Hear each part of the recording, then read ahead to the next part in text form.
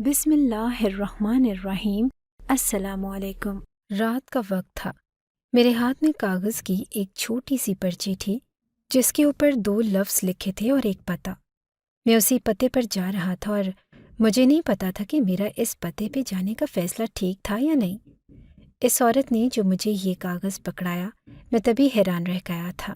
نہ میں پہچان سکا کہ اس نے مجھے کیوں یہ کاغذ دیا اور اس پتے پہ بلایا۔ میں اس عورت کی شکل یاد کرنے کی کوشش کر رہا تھا اور شکل تو مجھے اس کی یاد تھی، لیکن میں یہ یاد کرنے کی کوشش کر رہا تھا کہ کیا وہ شکل سے اچھی عورت لگ رہی تھی یا بری۔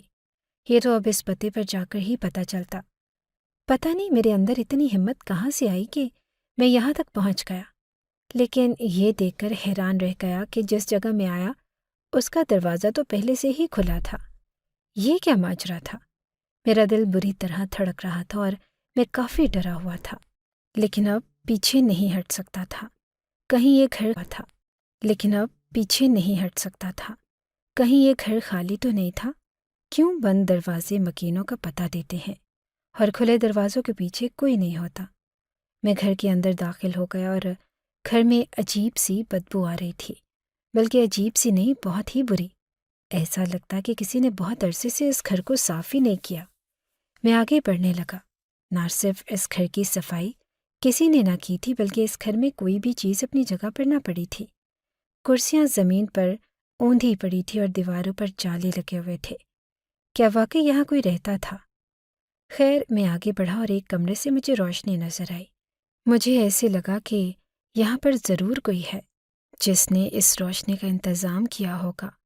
میں نے ڈرتے ہوئے جیسے ہی دروازہ کھولا، سامنے کا منظر دیکھ کر حیران رہ گیا۔ وہ عورت اسی کمرے میں موجود تھی، لیکن صرف عورت ہی موجود نہ تھی، بلکہ یہاں پر تو 4 عربی کے لیے صرف ایک کام نہیں تھی، بلکہ میرا فخر اور عزت تھے۔ میں سمجھتا ہوں کہ اللہ کے گھر میں خدمت کرنا نصیب والوں کو ملتا ہے۔ جب میں نے یہاں کام شروع کیا تو میرا دل خوشی سے بھر گیا۔ دنیا بھر کے لوگ یہاں آتے ہیں اور مختلف ممالک، مختلف زبانیں اور مختلف ثقافتوں سے تعلق رکھنے والے ان سب کو دیکھنا، ان کی عبادات اور دعاؤں کا مشاہدہ کرنا میرے دل میں ایک خاص سکون پیدا کرتا تھا۔ لیکن جلد ہی مجھے احساس ہوا کہ انسان جہاں بھی ہو اس کی فطرت ساتھ ہی رہتی ہے۔ لوگ سمجھتے ہیں کہ جب کوئی اللہ کے گھر آتا ہے تو اس کا رویہ نرم، عاجز اور صبر والا ہونا چاہیے، لیکن میں نے یہاں ایسے کئی واقعات دیکھے جو اس کے بالکل برعکس تھے۔ ایک دن میں صفائی کر رہا تھا جب 2 مرد جگہ کے لیے جھگڑ پڑے۔ وہ دونوں ایک دوسرے پر چلا رہے تھے اور تھکم پیل کر رہے تھے۔ میرے لیے یہ منظر حیران کن تھا کہ لوگ خانہ کعبہ جیسے مقدس مقام پر بھی تحمل نہیں رکھ پا رہے۔ کبھی میں دیکھتا کہ پانی کے کولر پر لوگ بحث کر رہے ہیں، کبھی ویل چیئر کے لیے جھگڑا ہوتا، اور کبھی کھانے کی لائن میں کوئی کسی پر غصہ کر رہا ہوتا۔ مجھے یاد ہے کہ ایک بار ایک میاں بیوی کسی بات پر آپس میں الجھ گئے۔ ان کی بحث اتنی بڑھ گئی کہ ارد گرد کے لوگ بھی رک کر دیکھنے لگے۔ میں نے سوچا کہ اگر یہاں اللہ کے گھر میں بھی صبر نہ ہو تو پھر دنیا میں امن کیسے ہو سکتا ہے؟ یہ سب دیکھتے دیکھتے میری عادت بن گئی کہ میں لوگوں کو مشاہدہ کروں۔ میری زندگی کعبہ کے کام میں اتنی مصروف ہو گئی کہ کبھی کبھی مجھے محسوس ہوتا کہ وقت رک سا گیا ہے۔ میں اپنے گھر والوں کو بہت یاد کرتا، خاص طور پر اپنی ماں کو۔ میں اپنے ماں باپ کا اکلوتا بیٹا تھا اور وہ مجھ سے بے حد محبت کرتے تھے۔ میری ماں اکثر کہتی کہ امجد، تو میرا فخر ہے۔ جب میں کعبہ کے احاطے میں صفائی کر رہا ہوتا یا آرام کے وقت بیٹھا ہوتا تو میں لوگوں کی باتیں سنتا تھا۔ وہ کون کیا کہہ رہے ہیں، کس کے دل میں کیا خواہش ہے۔ یا آرام کے وقت بیٹھا ہوتا تو میں لوگوں کی باتیں سنتا تھا۔ وہ کون کیا کہہ رہے ہیں، کس کے دل میں کیا خواہش ہے، اور کون کس مشکل میں مبتلا ہے۔ یہ سب مجھے ایک کہانی کی طرح لگتا تھا۔ رات کو میں ان باتوں پر سوچتا اور اپنے دل میں تبصرے کرتا۔ ایک دن میری نظر ایک بوڑھی عورت اور اس کے بیٹے پر پڑی۔ وہ دونوں اکثر ایک ہی جگہ بیٹھے نظر آتے تھے اور بوڑھی عورت کے چہرے پر تھکن کے آثار تھے، لیکن اس کے بیٹے کی محبت اور خدمت نے اس کے چہرے پر ایک سکون سا پیدا کر دیا تھا۔ وہ کبھی اپنی ماں کے پاؤں دھلواتا، کبھی اسے سہارے سے اٹھاتا اور زیارتیں کرواتا۔ میں نے کئی بار اسے اپنی ماں کے لیے کھانا کھلاتے اور دعائیں مانگتے دیکھا۔ یہ منظر دیکھ کر میرا دل بھر آتا تھا۔ میں خود بھی اپنی ماں کا لاڈلا تھا اور میری ماں کہتی تھی کہ میں ان کا سہارا ہوں۔ ان ماں بیٹے کو دیکھ کر مجھے اپنی ماں کی بہت یاد آتی تھی۔ میں سوچتا تھا کہ یہ کیسا عظیم بیٹا ہے جو اپنی ماں کی اطاعت کرتا ہے، اسے عمرے پر لے آیا ہے۔ اور ان دنوں میری شادی کی باتیں بھی چل رہی تھی۔ میرے گھر والے چاہتے تھے کہ میں جلد از جلد اپنی زندگی کا یہ نیا باب شروع کروں، لیکن میں ان دونوں ماں بیٹے کو دیکھ کر سوچتا کہ کیا میں بھی اپنی ماں کے لیے اتنا ہی اچھا بیٹا ہوں۔ میری زندگی کعبہ کے کام کے ارد گرد گھومتی تھی، لیکن ان لمحات نے میرے دل کو گہرائی سے جھنجھوڑ دیا۔ مجھے احساس ہوا کہ انسان کی اصل کامیابی یہ ہے کہ وہ اپنے ماں باپ کے ساتھ کیسا سلوک کرتا ہے۔ پہلے تو مجھے یہی لگا کہ یہ ماں بیٹا شاید ایک ہی دفعہ یہاں آئے ہیں، جیسے اکثر لوگ آتے ہیں اور پھر واپس چلے جاتے ہیں، لیکن یہ دونوں مجھے روزانہ وہی نظر آتے۔ تب مجھے احساس ہوا کہ شاید یہ لوگ ایسے ملک میں رہتے ہیں اور ان کے لیے یہاں آنا کوئی بڑی بات نہیں تھی۔ یہ ایک نعمت تھی جو ہر کسی کو نصیب نہیں ہوتی۔ جیسے مجھے لوگوں کو غور سے دیکھنے کی عادت تھی، ویسے ہی ایک دن اس بوڑھی عورت کی ندی فریاد نظر آئی، جیسے وہ مجھ سے کچھ کہنا چاہتی ہو۔ یہ لمحہ میرے لیے غیر معمولی تھا، کیونکہ میں ہمیشہ دوسروں کو دیکھتا رہتا تھا، لیکن کسی نے یوں میری طرف نہیں دیکھا تھا۔ جیسے ہی اسے محسوس ہوا کہ میں اسے دیکھ رہا ہوں، اس کی توجہ میری جانب مرکوز ہو گئی، لیکن میں وہاں سے خاموشی سے گزر گیا، کیونکہ میرا کام مجھے روکتا تھا۔ حرم شریف بہت وسیع ہے اور صفائی کے کام کو منظم رکھنے کے لیے ہر کارکن کو ایک خاص حصہ تفویض کیا جاتا ہے۔ میرے حصے میں وہی جگہ تھی جہاں یہ ماں بیٹا اکثر بیٹھے نظر آتے۔ میں دن میں کئی بار وہاں سے گزرتا اور انہیں دیکھتا۔ ایک دن میں نے دیکھا کہ وہ بیٹا اپنی ماں کو کھانا کھلا رہا تھا۔ ماں بار بار کہہ رہی تھی کہ بیٹا میرے پیٹ میں جگہ نہیں ہے، میں مزید کھانا نہیں کھا سکتی، لیکن وہ بیٹا اسے کھلاتا ہی جا رہا تھا، جیسے کسی سحر میں مبتلا ہو۔ ماں کی آواز میں عاجزی اور تھکن نمایاں تھی، لیکن وہ کسی ضد میں مبتلا لگ رہا تھا۔ اسلم بس کرو، مجھے اور نہیں کھانا، ماں نے آخرکار تھوڑا سخت لہجے میں کہا، لیکن وہ رکا نہیں۔ وہ ماں کو کھانے کے لیے مجبور کر رہا تھا، یہاں تک کہ اس کی ماں کو ہلکی سی اکڑاہٹ محسوس ہونے لگی۔ شاید اس کا پیٹ ضرورت سے زیادہ بھر چکا تھا۔ یہ منظر میرے لیے تھوڑا عجیب تھا۔ مجھے لگا کہ شاید اس کی ماں کسی بیماری میں مبتلا ہے اور بیٹے کو لگتا تھا کہ کھانا اس کے لیے ضروری ہے، لیکن پھر بھی یہ رویہ مجھے غیر معمولی لگا۔ یہ زبردستی کسی محبت کا اظہار تھا یا شاید کچھ اور؟ میں فیصلہ نہ کر سکا۔ میں نے سوچا کہ میں کون ہوتا ہوں ان کے معاملے میں مداخلت کرنے والا۔ میں نے دل ہی دل میں دعا کی کہ اللہ ان دونوں کو آسانی دے، لیکن اس بیٹے کا رویہ میرے دل میں ایک سوال چھوڑ گیا، جس کا جواب میں کبھی تلاش نہیں کر سکا۔ میں حسب معمول اپنے کام میں مصروف تھا۔ حرم کے اس حصے پر میں اپنی ذمہ داری کو ہمیشہ دل لگا کر نبھاتا۔ صفائی کے دوران میں اکثر عبادت گزاروں کو دیکھتا اور ان کی دعاؤں میں کھو جاتا تھا، لیکن اس دن ایک عجیب بات ہوئی جو میرے لیے غیر متوقع تھی۔ میں جھکا ہوا زمین صاف کر رہا تھا کہ اچانک کسی نے میرے کندھے پر ہاتھ رکھا۔ میں گھبرا کر پلٹا تو دیکھا کہ وہی بوڑھی عورت میرے سامنے کھڑی تھی۔ ان کی نظروں میں عجیب سی بے چینی اور التجا نظر آ رہی تھی۔ ان کے ہاتھ ہلکے سے لرز رہے تھے اور چہرے پر ایک غیر معمولی سنجیدگی تھی۔ بیٹا، مجھے تمہاری مدد کی ضرورت ہے، انہوں نے دھیمی آواز میں کہا۔ ان کے الفاظ سن کر میں حیران رہ گیا۔ یہ عورت جو یہاں روز آتی تھی، جو ہمیشہ اپنے بیٹے کے ساتھ نظر آتی تھی، آج مجھ سے مدد کیوں مانگ رہی تھی؟ اور سب سے بڑی بات یہ کہ ان کا بیٹا جو ہمیشہ ان کے آس پاس رہتا تھا، آج کہاں تھا؟ اور اکثر سے بڑی بات یہ کہ ان کا بیٹا جو ہمیشہ ان کے آس پاس رہتا تھا، آج کہاں تھا؟ اور اکثر ایسا ہوتا کہ لوگ حرم کے وسیع میدانوں میں راستہ بھول جاتے تھے۔ یہ جگہ اتنی بڑی تھی کہ کسی کو بھی غلط سمت میں جانے پر اپنی جگہ کا اندازہ کرنا مشکل ہو جاتا۔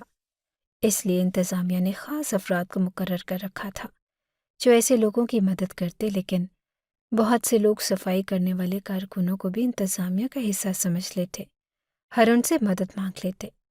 میں نے سوچا کہ شاید ان کے ساتھ بھی یہی ہوا ہوگا۔ ان کی عمر کا تقاضا تھا اور ممکن ہے کہ وہ راستہ بھول گئی ہوں یا کسی وجہ سے پریشان ہوں۔ میں نے نرمی سے کہا کہ جی اماں جی، آپ بتائیں میں آپ کی کیسے مدد کر سکتا ہوں؟ لیکن ان کی بات نے مجھے مزید حیران کر دیا۔ وہ کہنے لگی کہ میری مدد تم اکیلے نہیں کر سکتے، تمہیں یہاں سے جانا ہوگا اور کچھ اور لوگوں کو بلانا ہوگا۔ ابھی وہ اپنی بات مکمل بھی نہیں کر پائی تھی کہ ان کا بیٹا، جو نہ جانے کہاں سے آیا تھا، اس نے میرے کندھے پر ہاتھ رکھا۔ اس کی موجودگی نے مجھے اور بھی زیادہ حیران کر دیا۔ تم میری ماں کو پریشان کیوں کر رہے ہو؟ اس نے غصے سے کہا۔ میں حیرانی سے اسے دیکھنے لگا اور وہ شخص بدتمیزی پر اتر آیا اور مجھ پر الزام لگا رہا تھا، حالانکہ حقیقت بالکل الٹ تھی۔ میں نے نرمی سے کہا کہ بھائی صاحب، میں ان کو پریشان نہیں کر رہا، وہ تو مجھ سے مدد مانگ رہی تھی۔ میں اپنی بات مکمل کرنے ہی والا تھا کہ اچانک اس کی ماں نے اپنا سر نہ میں ہلا دیا۔ یہ اشارہ صاف تھا کہ وہ نہیں چاہتی تھی کہ میں ان کے بیٹے کو کچھ بتاؤں۔ ان کے اشارے نے مجھے چپ کروا دیا۔ میں نے فوراً اپنی بات بدل دی اور کہا کہ نہیں، میں تو انہیں کہہ رہا تھا کہ یہاں سے ہٹ جائیں کیونکہ مجھے جگہ صاف کرنی ہے۔ اس کے بیٹے نے غصے سے جواب دیا کہ ہاں ہاں، یہی تو کام ہے تمہارا، اپنا کام کرو اور کسی کو پریشان مت کرو۔ وہ یہ کہہ کر اپنی ماں کا ہاتھ پکڑ کر انہیں وہاں سے حیرت سے انہیں جاتا ہوا دیکھتا رہا، اور اس کے رویے نے مجھے بہت تکلیف دی۔ یہ خانہ کعبہ تھا، اللہ کا گھر، اور یہاں بھی لوگ اپنی زبان اور رویے میں نرمی اختیار کرنے کو تیار نہ تھے۔ میں سوچنے لگا کہ اللہ کے گھر میں آ کر بھی اگر انسان اپنی بدتمیزی اور غرور کو کم نہ کر سکے تو پھر ایسے لوگوں کا یہاں آنا بے مقصد ہے۔ لیکن اس واقعے نے میرے دل میں کئی سوال چھوڑ دیے۔ اگر ان کا بیٹا آس پاس تھا تو پھر وہ مجھ سے مدد کیوں مانگ رہی تھی؟ اور جب میں ان کی مدد کرنے کو تیار تھا تو انہوں نے اپنے بیٹے کو کچھ کیوں نہ بتایا؟ ان کی آنکھوں میں جو بے چینی تھی، اس کا مطلب کیا تھا؟ یہ سب سوالات میرے ذہن میں گونجتے رہے، لیکن میں نے خود کو ان میں زیادہ الجھنے نہیں دیا۔ آخر کار وہ اپنی ماں کے ساتھ تھے اور میں کون ہوتا تھا ان کے معاملات میں دخل دینے والا؟ اس واقعے کے بعد بھی میں کئی دنوں تک ان ماں بیٹے کو دیکھتا رہا۔ وہ روز وہیں آتے، لیکن ان کے رویے میں وہی بیٹے کا اپنی ماں کی خدمت کرنا۔ لیکن اس دن کی بات میرے دل میں کہیں نہ کہیں موجود رہی۔ میں نے اللہ سے دعا کی کہ وہ ان دونوں کو سکون اور محبت عطا کرے۔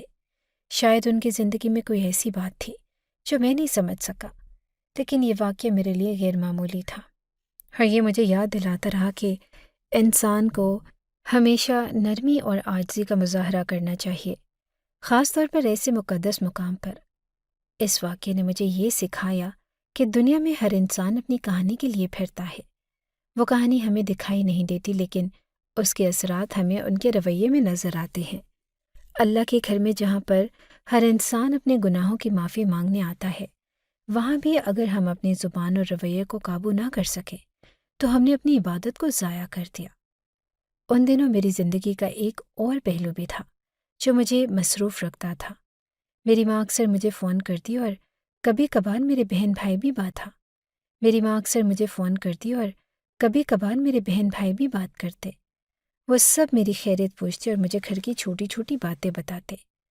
ان فون کالز کے دوران میں نے خود کو ان کے قریب محسوس کیا، حالانکہ میں یہاں ان سے سینکڑوں میل دور تھا۔ ایک دن میری ماں نے مجھ سے کہا کہ بیٹا، ہم نے ایک لڑکی دیکھی ہے تیرے لیے، تصویر بھیج رہی ہوں، دیکھ اور اپنی رائے بتا۔ جب میں نے تصویر دیکھی تو واقعی لڑکی بہت خوبصورت تھی۔ اس کے چہرے پر معصومیت اور وقار تھا۔ میرے دل میں کچھ عجیب سا احساس ہوا۔ میں تھوڑا شرما گیا اور جواب میں صرف یہی کہا کہ امی، اگر آپ کو پسند ہے تو پھر ٹھیک ہے۔ میری ماں نے فوراً جواب دیا، نہیں بیٹا، ہمیں تیری خوشی چاہیے، تو ہمارا اچھا بیٹا ہے، اتنی محنت کرتا ہے، اور پھر تو خود بھی اتنا خوبصورت اور ہنر مند ہے۔ ہم چاہتے ہیں کہ تو جسے پسند کرے وہی تیری زندگی کا حصہ بنے۔ یہ سن کر میرا دل خوشی سے بھر کر جھجک بھی تھی۔ میں نے کہا کہ امی، میں سوچ کے بتاؤں گا۔ میرا کام ایسا تھا کہ میں دن بھر مصروف رہتا، لیکن رات کو کبھی کبھی خود کو سکون دینے کے لیے حرم شریف کے قریب ہی گھومتا۔ ہماری رہائش کا انتظام بھی یہیں کہیں قریب تھا، اس لیے جب میرا دل کرتا میں مقدس جگہ کے قریب کی ہوا میں سانس لینے نکل پڑتا۔ یہ جگہ ایسی تھی کہ چاہے آپ یہاں کتنی ہی بار آئیں، دل کبھی نہیں بھرتا۔ ہر دفعہ ایک نیا سکون، ایک نیا نور آپ کے دل میں اترتا محسوس ہوتا ہے۔ میں اکثر یہ سوچتا کہ اللہ نے مجھے کتنی بڑی نعمت دی ہے کہ میں روزانہ اس جگہ کے قریب رہ کر زندگی گزارا ہوں۔ ان دنوں جب میں اس لڑکی کے بارے میں سوچ رہا تھا، میرے دل میں کئی سوال تھے۔ تصویر دیکھ کر ایک اچھا اندازہ تو لگایا جا سکتا تھا لیکن زندگی کا فیصلہ صرف تصویر کی بنیاد پر کرنا مشکل تھا۔ میں نے سوچا کہ مجھے اس معاملے میں اللہ سے رہنمائی لینی چاہیے۔ ایک رات جب حرم شریف مناظر اپنی خوبصورتی کے عروج پر تھے، میں نے 2 نفل ادا کیے۔ نماز کے بعد میں اللہ کے سامنے جھک گیا اور دعا کی، یا اللہ، تو سب جاننے والا ہے، تو میرے دل کے ہر حال سے واقف ہے۔ اگر یہ لڑکی میرے حق میں بہتر ہے تو اسے میرے لیے میری زندگی کا ساتھی بنا دے، اور اگر یہ فیصلہ میرے حق میں نہیں تو میری رہنمائی فرما اور مجھے بہتر راستہ دکھا۔ تو نے ہمیشہ مجھ پر کرم کیا ہے اور میری اس دعا کو بھی قبول فرما۔ اب میں یہ معاملہ اللہ کے سپرد کر چکا تھا۔ میں نے سوچا کہ اگر یہ لڑکی میرے نصیب میں ہوئی تو اللہ خود میرے لیے راستہ ہموار کرے گا۔ میں نے اپنے دل کو تسلی دی اور معمول کے مطابق اپنی زندگی گزارنے لگا، لیکن دل کے کسی کونے میں یہ امید ہمیشہ زندہ رہی کہ جو بھی ہوگا میرے حق میں بہتر ہوگا۔ اس دعا کے بعد میں نے محسوس کیا کہ زندگی میں ایک نیا موڑ آنے والا ہے۔ میں اپنے کام کے دوران بھی کبھی کبھار اس بارے میں سوچنے لگتا۔ وہ لڑکی جسے میں نے نہ صرف تصویر میں دیکھا تھا، میرے خیالات میں ایک چھوٹی سی جگہ بنا چکی تھی، لیکن ساتھ ہی مجھے یہ بھی احساس تھا کہ زندگی کے اہم فیصلے صرف جذبات سے نہیں کیے جا سکتے۔ میری زندگی میں سب کچھ ٹھیک چل رہا تھا، کم از کم میں یہی سوچتا کہ مجھے اپنی نوکری سے خوشی تھی، اپنے گھر والوں کے ساتھ بات چیت ہوتی رہتی اور میری زندگی میں کوئی بڑی پریشانی نہ تھی۔ میں نے ہمیشہ یہی مانا کہ جب انسان خود سیدھے راستے پر چل رہا ہو تو زندگی بھی آسان رہتی ہے، لیکن وقت نے مجھے یہ سکھایا کہ زندگی کے ہر طوفان کی وجہ آپ خود نہیں ہوتے۔ کبھی کبھی دوسروں کی مصیبتیں بھی آپ کی زندگی کا حصہ بن جاتی ہیں، چاہے آپ نے ان کا انتخاب نہ کیا ہو۔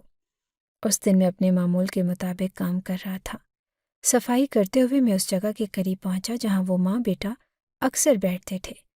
میرا دھیان کسی اور طرف تھا، لیکن جب میں ان کے قریب پہنچا تو اچانک میری نظر اس بوڑھی عورت کے چہرے پر پڑی۔ جب میں نے دیکھا تو میرا دل تھک سا رہ گیا۔ اس کے رخسار پر ایک گہرا نیل پڑا ہوا تھا اور وہ نشان کچھ ایسا تھا جو ایک لمحے کے لیے مجھے جیسے ساکت کر گیا۔ ایسا لگا جیسے کسی نے اس پر ہاتھ اٹھایا ہو۔ میں رک گیا اور کچھ لمحے اس کے چہرے کی طرف دیکھتا رہا، لیکن وہ نظریں چرا کر دوسری طرف دیکھنے لگی۔ میرے ذہن میں سوالات کا طوفان اٹھ کھڑا ہوا اور یہ کوئی عام بات نہ تھی۔ میں نے سوچا کہ کیا یہ عورت کسی حادثے کا شکار ہوئی ہے، شاید کہیں گر گئی ہو، لیکن پھر میرے دماغ نے مجھے ٹوکا۔ چہرے پر اس طرح کا نشان گرنے سے نہیں آتا۔ اگر کوئی منہ کے بل گرے تو ماتھے یا ٹھوڑی پر چوٹ آتی ہے، لیکن رخسار پر اس طرح کا نیل صرف تب پڑ سکتا ہے جب کوئی تھپڑ مارے۔ مجھے یقین نہیں ہو رہا تھا کہ یہ وہی عورت تھی جس کا بیٹا اس کی بے حد خدمت کرتا تھا، اسے سہارا دیتا تھا، کھانا کھلاتا تھا اور اس کا ہر طرح سے خیال رکھتا تھا۔ میں نے اسے کئی بار دیکھا کہ وہ اپنی ماں کی قد کا خیال رکھتا تھا، تو پھر یہ نشان؟ میرا دل یہ ماننے کو تیار ہی نہ تھا کہ اس کا بیٹا جو اس سے اتنی محبت کرتا ہے اس پر ہاتھ اٹھا سکتا ہے، لیکن دل کے کسی کونے میں ایک سوال بار بار گونج رہا تھا، کیا یہ ممکن ہے؟ کیا حقیقت وہ نہیں جو میں دیکھ رہا ہوں؟ میں اپنی الجھن میں مبتلا ہو گیا۔ یہ میرے لیے ناقابل یقین بات تھی، لیکن حقیقت میری آنکھوں کے سامنے تھی۔ میں نے اس عورت کے چہرے پر موجود نیل کو بار بار دیکھا اور میرے دل میں ایک بے چینی پیدا ہو گئی۔ میں نے کئی بار سوچا کہ شاید یہ میری غلط فہمی ہو، شاید یہ نشان کسی اور وجہ سے ہو، لیکن دل میں شک کی ایک لہر باقی رہی۔ میرا کام مجھے وہاں سے آگے لے گیا، لیکن میرا دماغ وہیں رک گیا تھا۔ میں ہر ممکن بہانہ سوچنے کی کوشش کر رہا تھا کہ یہ نشان کیسے پڑا ہوگا، لیکن کوئی بھی وجہ اتنی حقیقی نہیں لگ رہی تھی۔ اس واقعے نے مجھے یہ سوچنے پر مجبور کیا، لیکن کوئی بھی وجہ اتنی حقیقی نہیں لگ رہی تھی۔ اس واقعے نے مجھے یہ سوچنے پر مجبور کر دیا کہ ہم انسان اکثر ظاہری چیزوں کو حقیقت مان لیتے ہیں۔ وہ بیٹا جو اپنی ماں کی خدمت کرتا تھا، شاید وہ اپنی ماں کے ساتھ ایسا بھی کر سکتا تھا جو میں نے کبھی سوچا بھی نہ تھا، یا شاید میری یہ سوچ کا وہم تھا، لیکن حقیقت کا پردہ اتنا موٹا نہیں ہوتا کہ آنکھ سے دیکھ نہ سکے۔ میں نے اپنے دل کو تسلی دی کہ یہ ان کا ذاتی معاملہ ہے اور مجھے اس میں زیادہ غور نہیں کرنا چاہیے، لیکن دل تھا کہ ماننے کو تیار ہی نہ تھا۔ میں نے یہ بات کسی سے نہ شیئر کی۔ میں نے فیصلہ کیا کہ اس بارے میں نہ سوچوں، لیکن جو منظر میری آنکھوں نے دیکھا تھا وہ میرے دل اور دماغ سے نکلنے کا نام ہی نہیں لے رہا تھا۔ مجھے ایسے لگ رہا تھا کہ اس نیل کی حقیقت جاننا میرے لیے ضروری ہے، لیکن میں یہ سمجھ نہیں پا رہا تھا کہ مجھے اس نیل میں دخل دینا چاہیے یا نہیں۔ میرے لیے یہ ماں بیٹا اب روز کے معمول کا حصہ بن، میں اپنے کام میں لگا رہتا، لیکن ایک خاص وقت پر جب میں ان کے قریب سے گزرتا، میرا دھیان خود بخود ان کی طرف چلا جاتا۔ یہ کوئی شعوری عمل نہیں تھا، لیکن شاید اس عورت کی آنکھوں میں چھپی فریاد مجھے اپنی طرف کھینچ لیتی۔ میں دور ہی سے انہیں دیکھتا تھا کیونکہ مجھے اندازہ ہو چکا تھا کہ اس کا بیٹا بہت چالاک اور بدتمیز آدمی ہے۔ یہ تضاد میری سمجھ سے باہر تھا۔ وہ بیٹا جو اپنی ماں کی خدمت میں کوئی کسر نہیں چھوڑتا تھا، جو اس کے پاؤں دھلواتا، اسے سہارا دے کر ہر جگہ لے جاتا اور اپنے ہاتھوں سے کھانا کھلاتا۔ آخر اس کی ماں کے چہرے پر اتنی پریشانی کیوں رہتی تھی؟ وہ ماں جو ظاہری طور پر اتنی محبت اور دیکھ بھال پا رہی تھی، اپنی نظروں سے بار بار مدد کی درخواست کیوں کرتی تھی؟ مجھے وہ نیل یاد آتا تھا جو اس عورت کے چہرے پر دیکھا تھا۔ وہ ایک حقیقت تھی جسے میں جھٹلا نہیں سکتا تھا، لیکن اس کے پیچھے کی کہانی کیا تھی؟ کیا واقعی کسی نے اس پر ہاتھ اٹھایا تھا، یا پھر یہ کوئی حادثہ تھا؟ میرے دل میں سوالات کی بھرمار تھی، لیکن جواب کہیں نظر نہیں آ رہا تھا۔ میں نے غور کیا کہ اس کا بیٹا بظاہر ہر وقت اپنی ماں کی خدمت میں لگا رہتا اور وہ اس کا ہاتھ پکڑ کر زیارتوں پر لے جاتا، اس کے لیے پانی بھرتا، کھانے کا بندوبست کرتا، حتیٰ کہ کئی دفعہ میں نے اسے اپنی ماں کے قدم دباتے بھی دیکھا۔ ایک بیٹے کا اپنی ماں کے لیے اتنا پیار اور خدمت کرنا کسی بھی انسان کو رشک میں مبتلا کر سکتا تھا، لیکن پھر بھی اس کی ماں کی آنکھوں میں وہ درد کیوں تھا؟ ایک دن میں حسب معمول ان کے قریب سے گزر رہا تھا۔ میں نے دیکھا کہ ماں بیٹا حسب معمول بیٹھے تھے اور عورت نے میری طرف دیکھا، لیکن اس بار اس کی نظر میں کچھ اور تھا اور وہ خاموشی سے مجھے دیکھتی رہی، جیسے کچھ کہنا چاہتی ہو۔ میں رکنے والا تو نہ تھا، لیکن اس کی نظریں مجھے مجبور کر رہی تھی کہ میں اس کے قریب جاؤں۔ پھر اچانک میں نے ایک حیرت انگیز منظر دیکھا۔ اس نے دونوں ہاتھ جوڑ کر جیسے مجھ سے التجا کی ہو، یہ مت کی ہو۔ یہ منظر دیکھ کر میرا دل دھک سا رہ گیا۔ میں سمجھ نہیں پایا کہ وہ مجھ سے کیا کہنا چاہتی ہے، لیکن اس کی آنکھوں میں واضح طور پر ایک فریاد نظر آ رہی تھی۔ ابھی میں کچھ سوچ ہی رہا تھا کہ اس کا بیٹا جو اس کے ساتھ ہی بیٹھا تھا، اس کی طرف دیکھنے لگا۔ جیسے ہی عورت کی نظر اس کے بیٹے سے ملی، اس نے فوراً اپنے ہاتھ نیچے کر لی اور اپنی نظریں کسی اور طرف کر لیں۔ اس کی یہ حرکت اتنی تیزی سے ہوئی کہ کسی اور کی نظر شاید اس پر جاتی بھی نہ، لیکن میں نے سب کچھ دیکھ لیا تھا۔ اس منظر نے میرے اندر کے شکوک کو مزید گہرا کر دیا۔ اب مجھے پورا یقین ہو چکا تھا کہ کچھ تو گڑبڑ ہے۔ وہ عورت جو روز اپنے بیٹے کے ساتھ آتی تھی اور بظاہر محبت اور دیکھ بھال پاتی تھی، اندرونی طور پر کسی مصیبت میں گرفتار تھی۔ لیکن مسئلہ یہ تھا کہ میرے پاس کوئی ثبوت نہ تھا اور میری حیثیت ایسی نہ تھی کہ میں کسی پر انگلی اٹھا سکوں۔ میں ایک عام صفائی کرنے والا تھا، نہ میں اس عورت سے کھل کر بات کر سکتا تھا، نہ کسی اور کو یہ بات بتا سکتا تھا۔ مجھے احساس ہو رہا تھا کہ میں ایک عجیب سی صورتحال میں پھنس چکا ہوں۔ میں کسی کو کیسے بتا سکتا تھا کہ اس عورت کی حالت ٹھیک نہیں لگ رہی، اور اگر بتاتا بھی تو کیا کوئی میری بات پر یقین کرتا؟ وہ بیٹا جو سب کے سامنے اپنی ماں کی بے پناہ خدمت کر رہا تھا، کیا وہ واقعی ایسا شخص ہو سکتا تھا جو اپنی ماں کو نقصان پہنچائے؟ یہ صرف میرا شک تھا، لیکن شک بھی کبھی کبھار ایک ایسی حقیقت کی طرف لے جاتا ہے جس کا تصور کرنا بھی مشکل ہوتا ہے۔ مجھے یہ بات سمجھ آ رہی تھی کہ اگر میں نے کچھ نہ کیا تو شاید اس عورت کی فریاد ہمیشہ میرے دل پر بوجھ بن کر رہے گی۔ ایک دن میں حسب معمول صفائی کے دوران میں نے دیکھا کہ وہ عورت اکیلی بیٹھی ہے۔ یہ منظر کافی غیر معمولی تھا کیونکہ وہ ہمیشہ اپنے بیٹے کے ساتھ ہی نظر آتی۔ میں نے فوراً موقع غنیمت جانا اور ارادہ کیا کہ آج میں اس سے بات کروں گا، اس کی پریشانی کی حقیقت جاننے کی کوشش کروں گا۔ میرے دل میں کئی سوالات تھے۔ آخر وہ ماں جو روز اپنے بیٹے کے ساتھ محبت بھرے انداز میں نظر آتی تھی، مجھ سے مدد کیوں مانگ رہی تھی؟ وہ التجا بھری نظروں سے کیوں دیکھتی تھی اور وہ چہرے پر پڑا نیل؟ ان تمام سوالات کا جواب شاید آج مجھے ملنے والا تھا۔ میں تیز قدموں سے اس کی طرف بڑھا اور دھیرے سے کہا کہ ماں جی، سب ٹھیک ہے؟ آپ مجھے بہت پریشان لگتی ہیں، کیا کوئی مسئلہ ہے؟ جیسے ہی میں نے سوال کیا، اس عورت کے چہرے پر ایک عجیب سی گھبراہٹ چھا گئی۔ اس کی نظریں مسلسل چاروں طرف دیکھ رہی تھی، جیسے وہ کسی کا انتظار کر رہی ہو یا کسی سے چھپ رہی ہو۔ اس نے جلدی سے کہا کہ بیٹا یہاں سے چلے جاؤ، اگر وہ واپس آ گیا اور اس نے تمہیں میرے پاس دیکھا تو تمہاری جان کو خطرہ ہو سکتا ہے۔ یہ بات سن کر میرا دل دھک سے رہ گیا۔ میں نے حیرت سے پوچھا کہ ماں جی میری جان کو خطرہ؟ آپ کیا کہہ رہی ہیں؟ جان کو خطرہ آپ کیا کہہ رہی ہیں؟ یہ تو اللہ کا گھر ہے، یہاں کوئی کسی کو نقصان کیسے پہنچا سکتا ہے؟ وہ کچھ بولنے کو تھی لیکن پھر رک گئی۔ اس کے چہرے پر خوف اور بے بسی کے آثار صاف نظر آ رہے تھے۔ اس نے جلدی سے اپنی جیب سے ایک کاغذ نکالا اور میرے ہاتھ میں تھما دیا۔ بیٹا یہ پرچی لو اور اگر ممکن ہو تو میری مدد کرنا، لیکن ابھی یہاں سے چلے جاؤ، وہ کسی بھی لمحے آ سکتا ہے۔ میں کچھ اور پوچھنے ہی والا تھا کہ اس نے میری طرف اشارہ کیا کہ فوراً یہاں سے نکل جاؤ۔ اس کی حالت دیکھ کر میں مزید سوال نہیں کر سکا اور وہاں سے چل دیا۔ تھوڑی ہی دیر بعد میں نے دیکھا کہ اس کا بیٹا واپس آ چکا ہے، اور اگر میں وہاں تھوڑی دیر اور ٹھہرتا تو شاید وہ مجھے دیکھ لیتا۔ میں نے دل ہی دل میں شکر ادا کیا کہ میں وقت پر وہاں سے نکل آیا۔ اب میرے دل میں ایک ہی خیال تھا، اس پرچی میں کیا لکھا ہے؟ جب میں نے ایک گوشے میں جا کر پرچی کھولی تو میری آنکھیں حیرت سے کھلی کی کھلی رہ گئی۔ پرچی پر ایک پتہ لکھا ہوا تھا اور نیچے ایک مختصر پیغام درج تھا، ہیلپ می۔ یہ الفاظ میرے ذہن میں گونجنے لگے۔ مدد کے لیے یہ التجا اتنی مختصر اور واضح تھی کہ اس نے میرے اندر ایک عجیب سی بے چینی پیدا کر دی۔ میرے وجود میں ایک سنسنی سی دوڑ گئی، اور یہ ماں بیٹا ظاہری طور پر تو بالکل نارمل لگتے تھے، لیکن اس عورت کی یہ حرکت ثابت کر رہی تھی کہ یہ سب کچھ ٹھیک نہیں ہے۔ میں کئی سوالوں میں الجھ گیا اور میرے دل میں خوف اور ہمدردی کی ملی جلی کیفیت تھی۔ میں جانتا تھا کہ مجھے کسی کو یہ بات بتانی چاہیے تھی، اور پتہ نہیں کیوں میں نے یہ بات اپنے تک رکھنے کا فیصلہ کیا۔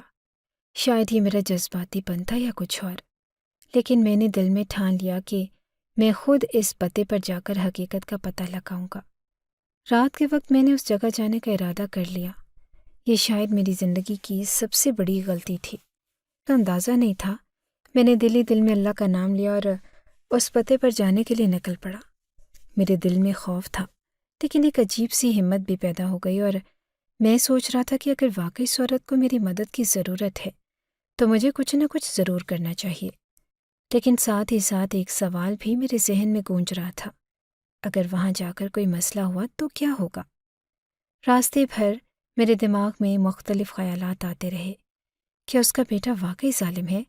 کیا وہ عورت سچ بول رہی ہے یا کسی سازش کا حصہ ہے؟ اگر وہاں کچھ غلط ہوا تو کیا میں کسی کو الزام دے سکوں گا؟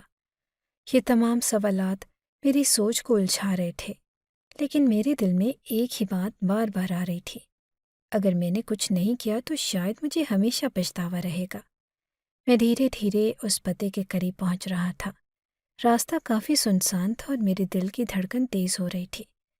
میرے قدم خود بخود رک، لیکن میں نے ہمت کرتے ہوئے خود کو آگے بڑھنے پر مجبور کیا۔ میرے دل میں ایک ہی دعا تھی، یا اللہ مجھے اس کام میں کامیاب کر دے اور کسی بھی خطرے سے محفوظ رکھ۔ جب میں اس پتے کے قریب پہنچا تو وہاں ایک پرانی اور ویران سی عمارت نظر آئی۔ یہ منظر دیکھ کر میرا دل کانپ اٹھا۔ میرے ذہن میں ایک ہی سوال تھا، کیا میں نے صحیح فیصلہ کیا ہے؟ لیکن اب واپس لوٹنا ممکن نہ تھا۔ میں نے ہمت جتائی اور عمارت کی طرف بڑھنے لگا۔ یہ رات کا وقت تھا اور ہر طرف خاموشی کا راج تھا، اور میری سانسیں تیز ہو رہی تھی، لیکن میرے قدم آگے بڑھ رہے تھے۔ میں نے دل مضبوط کیا اور عمارت کے دروازے پر دستک دی۔ اندر سے کوئی آواز نہیں آئی اور میں نے دوبارہ دستک دی، لیکن ابھی تک خاموشی چھائی ہوئی تھی۔ یہ لمحہ میرے لیے بہت اہم تھا اور میں اپنے فیصلے پر شک کرنے لگا، لیکن اب پیچھے ہٹنے کا کوئی راستہ نہ تھا۔ میرے اندر ایک عجیب سی ہمت اور بے چینی۔ جب میں نے دوسری بار دستک دی تو دروازہ آہستہ سے کھل گیا۔ اندر کا منظر دیکھ کر میں حیران رہ گیا۔ یہ گھر ایک ویران اور بدحال جگہ کی مان تھا۔ ایسا لگتا تھا کہ جیسے کئی دنوں سے یہاں صفائی نہیں ہوئی ہو اور فرش پر گرد و غبار کی تہ جمی ہوئی تھی، اور ہر چیز بے ترتیبی کا شکار تھی۔ صوفے الٹے پڑے تھے اور کچن کے برتن جگہ جگہ بکھرے ہوئے تھے۔ ایک عجیب سی بدبو فضا میں بسی ہوئی تھی جس سے سانس لینا مشکل ہو رہا تھا، اور میرے دل میں یہ سوال گونج رہا تھا کہ یہ کیسے ممکن ہے کہ یہاں ایک عورت اور اس کا بیٹا رہتے ہوں۔ اگر واقعی کوئی عورت یہاں رہتی تھی تو کم از کم گھر کو صاف رکھنے کی کوشش تو کرتی۔ یہ جگہ رہنے کے قابل بالکل نہ تھی۔ اسی دوران میری نظر ایک کمرے سے آنے والی مدھم سی روشنی پر پڑی۔ یہ روشنی لالٹین کی تھی جو کمرے کے اندر جھلملاتی ہوئی دکھائی دے رہی تھی۔ میرے قدم بے اختیار اسی روشنی کی طرف بڑھنے لگے۔ جیسے ہی میں کمرے کے قریب پہنچا اور دروازے کو دھکا دیا، اندر کا منظر دیکھ کر میری حیرت مزید بڑھ گئی۔ کمرے کے فرش پر ایک پتلی سی چادر بچھی ہوئی تھی اور ایک کونے میں وہ عورت جسے میں روز حرم میں دیکھتا تھا بیٹھی ہوئی تھی، اور اس کے قریب ایک لالٹین جل رہی تھی، اور اس کے آس پاس چند پرانے برتن پڑے تھے جن میں شاید کچھ دیر پہلے کھانے کے آثار تھے۔ ماں جی کی حالت انتہائی ابتر لگ رہی تھی اور ان کے کپڑے پھٹے پرانے اور گرد آلود تھے۔ وہ بالکل بے بس اور تھکی ہوئی نظر آ رہی تھی۔ ان کے چہرے پر وہی پرانا نیل اب بھی موجود تھا، لیکن اس بار میں نے ان کے ہاتھوں پر بھی زخموں کے نشان دیکھے۔ ایسا لگ رہا تھا کہ وہ کسی بہت بری آزمائش سے گزر رہی ہے۔ میں نے دھیرے سے ان کے قریب جا کر پوچھا کہ ماں جی، کیا حال ہے آپ کا؟ یہاں کیا ہو رہا ہے؟ آپ کس مصیبت میں ہیں؟ مجھے بتائیں تاکہ میں آپ کی مدد کر سکوں۔ ماں جی نے میری طرف دیکھا اور ان کی آنکھوں میں آنسو بہنے لگے۔ یہاں سے لے جاؤ، بس مجھے پولیس اسٹیشن تک پہنچا دو، میں تمہاری بہت شکر گزار ہوں گی۔ میں جانتی تھی کہ شاید تم نہ آؤ، لیکن تم آ گئے۔ اللہ تمہیں اس کا اجر دے گا بیٹا، میں تمہاری ماں جیسی ہوں، بس میری مدد کرو۔ میں نے حیرانی سے پوچھا کہ ماں جی، لیکن آپ کو اپنے بیٹے سے ڈر کیوں لگ رہا ہے؟ کیا وہ آپ کے ساتھ برا سلوک کرتا ہے؟ ماں جی کی نظریں نیچے جھک گئی اور انہوں نے دھیمی آواز میں کہا، اسلم، وہ آ جائے گا۔ اگر اس نے تمہیں یہاں دیکھ لیا تو تمہاری جان کو خطرہ ہو سکتا ہے۔ اس بات نے مجھے مزید حیران کر دیا۔ ایک بیٹا جو اپنی ماں کی خدمت کرتا تھا، جو اسے اپنے ہاتھوں سے کھانا کھلاتا تھا، وہ ایسا کیوں کر سکتا تھا؟ میں نے محسوس کیا کہ اس وقت سوالات کرنے کا وقت نہ تھا۔ ماں جی کی حالت دیکھ کر یہی مناسب لگا کہ انہیں فوراً یہاں سے نکالا جائے۔ میں نے ان سے کہا کہ ماں جی، آپ پریشان نہ ہو، میں آپ کو یہاں سے لے چلتا ہوں، اللہ بہتر کرے گا۔ ماں جی نے ایک لمحے کے لیے سکون کا سانس لیا اور اٹھنے کی کوشش کی۔ میں نے ان کا ہاتھ تھام لیا اور انہیں سہارا دے کر کمرے سے باہر لے آیا۔ رات کے اس پہر میں نے ماں جی کو پولیس اسٹیشن لے جانے کا فیصلہ کیا۔ راستے میں وہ مسلسل خوفزدہ نظر آ رہی تھی اور پیچھے مڑ مڑ کر دیکھ رہی تھی۔ میں نے ان سے کہا کہ ماں جی، آپ فکر نہ کریں، میں آپ کے ساتھ ہوں، کچھ بھی نہیں ہوگا۔ پولیس اسٹیشن پہنچ کر میں نے انہیں ایک بینچ پر بٹھایا اور ایک پولیس افسر کو صورتحال سمجھائی۔ افسر نے میری بات تحمل سے سنی اور کہا کہ آپ فکر نہ کریں، ہم ان سے تفصیل سے بات کریں گے اور معاملہ حل کریں گے۔ ماں جی ابھی بھی بہت ڈری ہوئی تھی۔ ان کے ہاتھ کانپ رہے تھے اور وہ صاف لفظوں میں بات نہیں کر پا رہی تھی۔ پولیس افسر نے انہیں تسلی دی اور کہا کہ آپ فکر نہ کریں، یہ معاملہ اب ہمارے ہاتھ میں ہے، آپ ہمیں سب کچھ بتائیں۔ میں ان کے قریب بیٹھا رہا اور ان کی ہمت بندھاتا رہا۔ کچھ دیر کے بعد ماں جی نے آہستہ آہستہ بات کرنا شروع کی۔ ان کے لہجے میں خوف اور بے بسی کا امتزاج تھا۔ اسی دوران میں نے غور کیا کہ ان کے ہاتھوں پر زخموں کے نشان مزید واضح ہو رہے تھے۔ یہ نشان کسی حادثے کے نہیں لگ رہے تھے۔ ماں جی نے ابھی کچھ زیادہ نہیں بتایا تھا، لیکن ان کے چہرے پر خوف اور ماضی کے دکھوں کی چھلکی آوازیں تھیں۔ میں جانتا تھا کہ آگے کیا سننے کو ملے گا، لیکن مجھے یہ نہیں معلوم تھا کہ یہ کہانی مجھے کس حد تک متاثر کرے گی۔ پولیس اسٹیشن میں ماں جی کے الفاظ نے ہمیں چونکا دیا۔ وہ کچھ دیر تک خاموش رہی، جیسے کہ اپنے خیالات میں گم ہو۔ پھر اچانک انہوں نے اپنی بات شروع کی اور ہمیں ایک ایسی حقیقت سے آشنا کیا جسے سن کر ہم سب کی آنکھوں میں حیرت اور افسوس کی جھلک تھی۔ ماں جی نے کہا کہ میں اس شخص کی ماں نہیں ہوں، یہ پاگل ہے۔ اس کی ایک ماں تھی جو اس سے بہت زیادہ محبت کرتی تھی۔ وہ ایک بہت اچھا بیٹا تھا، لیکن جب اس گئی اور اس کا انتقال ہو گیا، اس وقت یہ اس کے ساتھ نہ تھا۔ اس کا دل اندر ہی اندر ٹوٹ گیا اور اس کے دل میں پچھتاوا بیٹھ گیا کہ اس نے اپنی ماں کی خدمت نہیں کی، اور وہ آخر وقت میں اس کے ساتھ نہ تھا۔ اس غم نے اسے پاگل کر دیا۔ ہم سب اس بات کو سن کر محسوس کر سکتے تھے کہ یہ شخص حقیقتاً کس قدر ذہنی اذیت سے گزر رہا تھا۔ ماں جی کی آنکھوں میں غم اور افسوس تھا اور ان کے لہجے میں گہرائی تھی، جس سے واضح تھا کہ انہوں نے اس شخص کی حالت کو قریب سے محسوس کیا ہے۔ ماں جی نے بتایا کہ اس کے بعد سے یہ پاگل ہو گیا، کسی بھی عورت کو پکڑ کر لے آتا ہے اور اسے اپنی ماں سمجھتا ہے، اس کا خیال کرتا ہے جو بھی عورت اس سے ملے وہ اس کی ماں ہے۔ وہ ان عورتوں کو اپنی ماں سمجھ کر ان کی خدمت کرنا شروع کر دیتا ہے، لیکن اس کی خدمت کا طریقہ بہت عجیب ہوتا ہے۔ وہ انہیں ضرورت سے زیادہ کھانا کھلاتا ہے، انہیں بار بار عمرہ کروانے لے جاتا ہے، طواف کرواتا ہے اور باقی سارے فرائض بھی پورے کرواتا ہے، لیکن ایسا انداز کہ وہ عورت اتنی پریشان ہو جاتی ہے کہ وہ تنگ آ کر یا تو اس دنیا سے چلی جاتی ہے یا پھر وہ بھاگ جاتی ہے۔ وہ ساکت ہو کر رکی اور پھر آہستہ سے بولی، اور جب وہ عورتیں کہیں چلی جاتی وہ کسی اور عورت کو پکڑ لیتا ہے اور کہتا ہے کہ تم میری ماں ہو، کہیں جانے کی ضرورت نہیں، یوں سمجھو کہ اس نے مجھے اغوا کر لیا ہے۔ ماں جی کی باتیں ہمیں تعدیر خاموش کر گئیں۔ ان کے الفاظ میں اتنی اذیت اور غم تھا کہ ہم سب کے دل ٹوٹ گئے۔ وہ کہنے لگی کہ پہلے مجھے لگا کہ شاید اس کی ماں نہیں ہے اور میں اس کی ماں کی جگہ لے لوں گی، لیکن پھر اس کے عجیب و غریب طریقوں اور حرکتوں نے مجھے پریشان کر دیا۔ وہ مجھے اس قدر تنگ کرتا تھا کہ میں بہت جلد ہی بے بس ہو گئی۔ یہ مجھے کھانا کھلاتا رہتا جب تک میری حالت بگڑنا چاہتی، اور اگر میں بھاگنے کی کوشش کرتی تو وہ ہاتھ بھی اٹھاتا تھا۔ وہ مجھے تنگ کرتا اور میں اس کے جال میں پھنس جاتی۔ اب میں یہ چاہتی ہوں کہ آپ لوگ میری مدد کریں، اسے پکڑیں اور اس کی زندگی، اگر آپ لوگ اس کی مدد نہیں کریں گے تو وہ کسی اور کو تنگ کرے گا۔ پولیس والوں کے لیے ایک پیچیدہ کیس تھا۔ یہ شخص نہ صرف پاگل ہو چکا تھا بلکہ اس کا ذہنی توازن اتنا بگڑ چکا تھا کہ وہ حقیقت اور فریب کے درمیان فرق نہیں کر پا رہا تھا۔ وہ اپنی ماں کے جانے کے بعد اس غم میں اتنا ڈوبا کہ اس کا دماغ اس حالت کو برداشت نہ کر سکا، اور وہ اپنے دل کو تکلیف کو دور کرنے کے لیے دوسروں کو اپنی ماں سمجھنے لگا۔ ہم سب اس کہانی کو سن سکتے تھے کہ یہ کیس کتنی پیچیدگیوں سے بھرا تھا۔ وہ شخص جسے اپنی ماں کے جانے کا اتنا گہرا غم تھا، وہ اب دوسری عورتوں کو اپنی ماں بنا کر ان کی زندگیوں کو تباہ کر رہا تھا۔ اس کی ذہنی حالت کی وجہ سے نہ صرف وہ خود پریشان تھا بلکہ وہ عورتیں بھی جنہیں اس نے اپنے جنگل میں پھنسایا تھا، سخت اذیت میں مبتلا ہو چکی تھی۔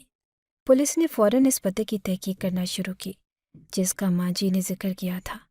یہ پتہ کسی نہ کسی طریقے سے ان کے بیٹے جیسے ہی پولیس نے اس شخص کو گرفتار کیا وہ بے قابو ہو گیا۔ وہ بار بار چیخ رہا تھا کہ امی، میں تو آپ کا بیٹا ہوں، آپ مجھے کیسے چھوڑ سکتی ہیں؟ وہ روتا اور تڑپتا جا رہا تھا اور اس کا حال دیکھ کر ماں جی کی آنکھوں میں آنسو آ گئے۔ ماں جی نے اس کی طرف دیکھا اور کہا کہ تم بیمار ہو بیٹا، میں تمہاری مدد نہیں کر سکتی۔